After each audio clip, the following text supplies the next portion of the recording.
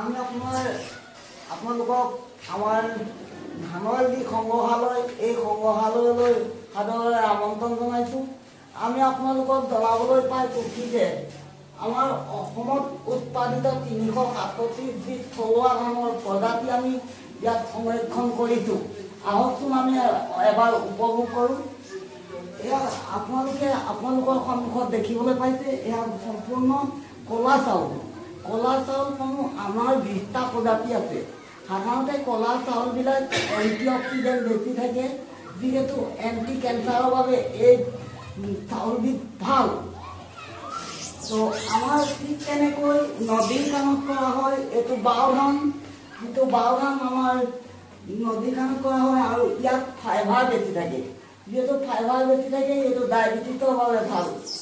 তো ইয়াত হৈছে আমাৰ চিৰ পৰিচিত অসমৰ আটাইতকৈ বেষ্ট কোৱালিটি যিটো ৰাইচ, আমি তাক জহা ৰাইচ বুলি কওঁ।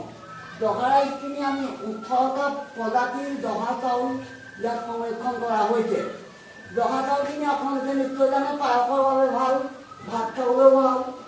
তো ইয়াত হৈছে আমি শালি ধান, বগী লাহি, এইটো লাহি ধান, লাহি চাউলৰ অভাৱ আপোনালোকে লাহি ধানটো এইটোও খাবলৈ ভাল।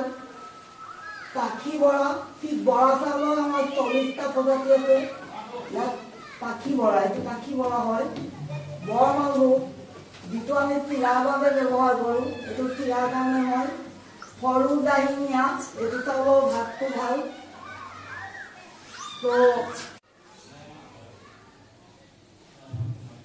২০০০ প্ৰজাতিৰ অৰ্কিড আছে। তো আমাৰ উদ্যানত থকা ২০০০ প্ৰজাতিৰ অৰ্কিড আমাৰ উত্তৰ পূৰ্বাঞ্চলৰ হয়। তো ধানখিনি আমাৰ সম্পূৰ্ণ অসমৰ হয়। ইয়াত প্ৰায় ৩৬৭ বিধ আছে, যিবিলাক পুৰণা একদম থলুৱা যিবিলাক ধান আছিলে। আজিকালিতো হাইব্ৰিডো কৰে, আমাৰ থলুৱাবিলাক আজিকালি কমিছে বাৰু। হ'লেও আছে।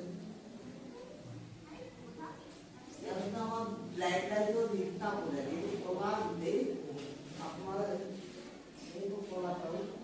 গোটেইখিনি আমাৰ ক'লা চাউলটো সাধাৰণতে এণ্টি অক্সিডেণ্ট বেছি থাকে, কিন্তু এণ্টি কেঞ্চাৰৰ বাবে এইটো ভাল মানে। কেঞ্চাৰ ৰোগীসকলে ডাইৰেক্ট খাব পাৰে, বেছি ভাল ইয়াত আছে। তো ৩৩৭ বিধ আছে আমাৰ থলুৱা প্ৰজাতিৰ ধান। তো অসমৰ হাইব্ৰিডবিলাক ইয়াত নাই, আমি থলুৱাবিলাকে থাকিব গোটেই ৩৭৭টা।